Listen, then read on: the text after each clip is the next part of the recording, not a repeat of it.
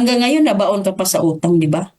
Kaya lahat ng kasamaan na lang na pamamaraan pinapasukan mo para ka makasurvive, tapos sabihin mo, inggit kami sa inyo?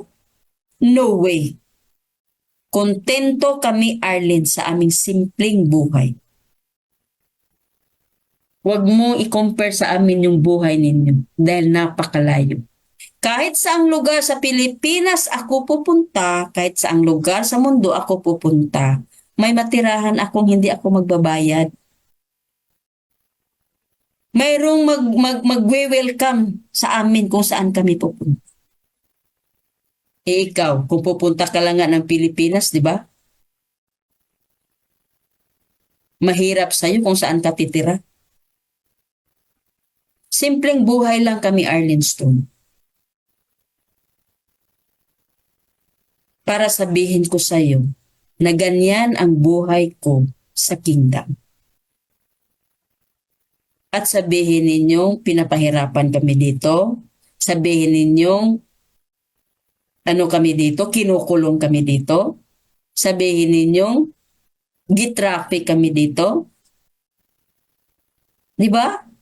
Ganyan ang simpleng buhay namin, Arlene Stone. Kahit saan kami pupunta, mayroon kaming bahay.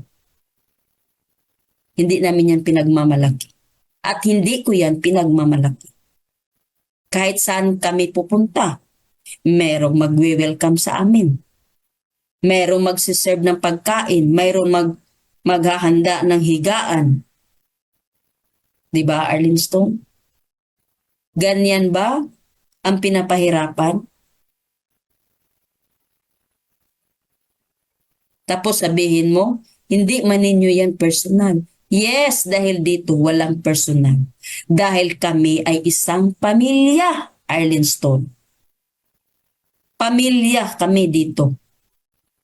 Na pag sinasaktan ninyo ang isa sa amin dito, natural kaming buong pamilya, sinasaktan mo. Hindi sa amin yan, hindi personal yan. Pero pinagkatiwala yan sa amin. Pinagkatiwala yan sa akin, Arlene. Dahil mapagkatiwalaan ako. Dahil nagiging responsable na ako.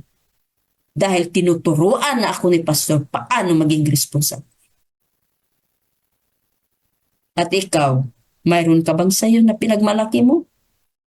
Hanggang ngayon nabaon ka pa sa utang, di ba? Kaya lahat ng kasamaan na lang na pamamaraan pinapasukan mo para ka makasurvive, tapos sabihin mo, inggit kami sa inyo? No way.